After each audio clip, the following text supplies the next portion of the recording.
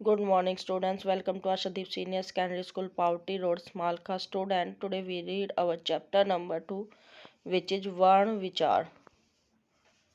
तो बेटा आज हम वर्ण विचार चैप्टर नंबर 2 रीड करेंगे.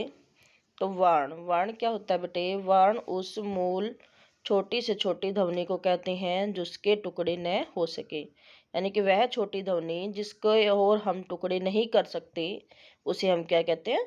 वर्ण कहते हैं. तो वर्णों को तोड़ा नहीं जा सकता, तो हम कह सकते हैं कि वर्ण भाषा के लिखित रूप की सबसे छोटी इकाई होती है.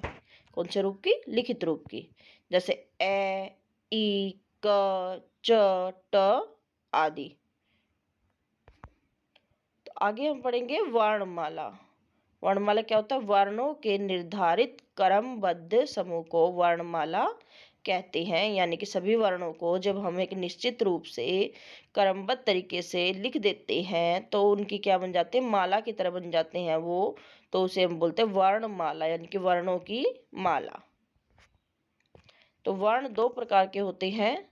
पहला होता है स्वर और दूसरा होता है व्यंजन. स्वर जिन ध्वनियों के उच्चारण में हवा मुख से बिना किसी रुकावट के निकलती है उन्हें हम स्वर कहते हैं.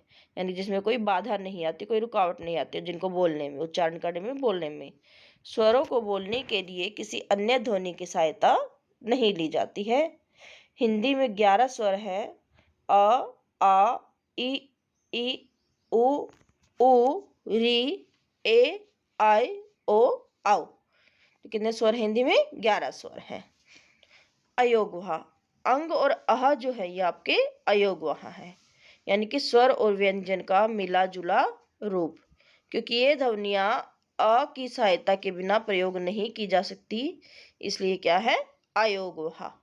यानी कि स्वर और व्यंजन का मिला जुला रूप. ना तो ये स्वर है ना ये व्यंजन है, दोनों का ही मिला जुला स्वरूप है.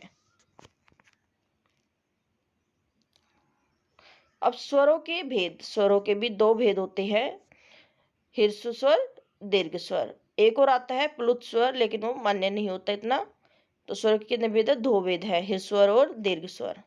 ह्रस्व स्वर जिन स्वरों के उच्चारण में बहुत कम समय लगता है, यानी कि जिनको बोलने में कम समय लगता है, उन्हें ह्रस्व स्वर कहते हैं. ये 4 होते हैं: अ, ई, उ, री. नेक्स्ट है दीर्घ स्वर. दीर्घ स्वर क्या होता है? जिन स्वरों के उच्चारण में ह्रस्व स्वरों की तुलना में अधिक समय लगता है, यानी कि जिनको बोलने में ह्रस्व स्वरों से ज्यादा समय लगता है, दोगुना समय लगता है, उन्हें दीर्घ स्वर कहते हैं. ये आपके साथ होती है: आ, ई, उ, ए, आई और औ. इसके अलावा जो प्लुत स्वर है वो जैसे आपका इनको बोलने में 3 गुना समय लगता है, जैसे ओम, राम, ऐसे हम बोलते हैं. तो ये होता है आपके प्लुत स्वर. ये इतने मान्य नहीं होते हैं, ये एक ही वर्ड है आपका, यानी कि मंत्रोच्चारण में जिनका हम यूज करते हैं. उसके बाद है आपका व्यंजन. तो व्यंजनों का उच्चारण स्वरों की सहायता से होता है, यानी कि व्यंजनों को बोलने में हमें स्वरों की सहायता लेनी पड़ती है. जब हम व्यंजनों को बोलते हैं तो हमारे जो आवाज आती है वो आ की आवाज आती है. जैसे का में किसकी साउंड सुनाई दी? हमें आ की साउंड सुनाई दी. तो व्यंजन आपके जो है का से लेकर पा तक जो है 25 व्यंजन होते हैं. प्रत्येक वर्ण में 5-5 आते हैं. जैसे क वर्ग में 5 वर्ण है, च वर्ग में 5 है, ट वर्ग में 5 है, त वर्ग में 5 है और प वर्ग में 5 है. तो इन्हें हम बोलते हैं स्पर्श व्यंजन.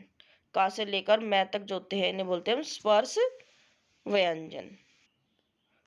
स्पर्श व्यंजन क्या होते हैं बेटे? स्पर्श व्यंजन होते हैं कि जिनको हम बोलते हैं तो हवा जो है, जो हमारी जीवा है, हमारी जीभ है जो, वो हमारे मुंह के किसी न किसी हिस्से से टच करती है, छूती है उसे, इसलिए इनको बोलते हैं स्पर्श व्यंजन. स्पर्श यानी कि छूना.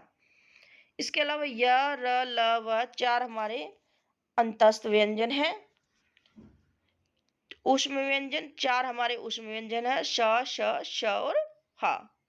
संयुक्त व्यंजन. संयुक्त व्यंजन कौन से होते हैं? जो 2 वर्णों के मेल से बनते हैं.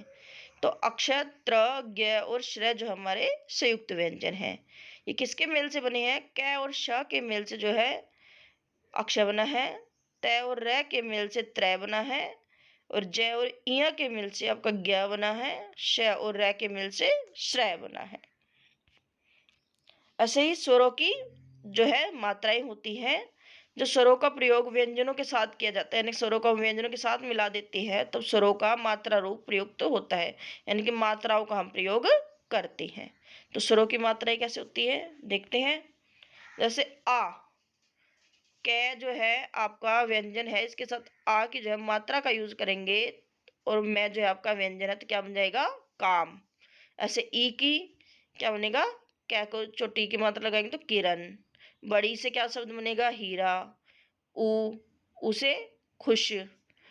ऊ से कबूतर। री का प्रयोग करेंगे हम मात्रा के, तो री का प्रयोग जो है मात्रा के नीचे होता है, वर्ण के नीचे होता है। जैसे गै व्यंजन है उसके नीचे होगा तो गै के नीचे र और है ग्रह। ए, इसका जो है प्रयोग व्यंजन के ऊपर होता है, जैसे ख के ऊपर हमने व्यंजन का प्रयोग किया, मात्रा का प्रयोग किया तो बन गया खेल। आई, इसका भी व्यंजन के ऊपर होता है, जैसे कैसे के ऊपर हमने आई की मात्रा का प्रयोग करते हैं कैसा। ओ, इसका व्यंजन के बाद प्रयोग होता है जैसे कौना। आओ, आओ का प्रयोग व्यंजन के बाद होता है जैसे कौन। तो जो स्वरों का प्रयोग जो है इनका जो है जब व्यंजन में मिला देते हैं तो इनकी मात्रा का प्रयोग होता है। Thank you, have a nice day.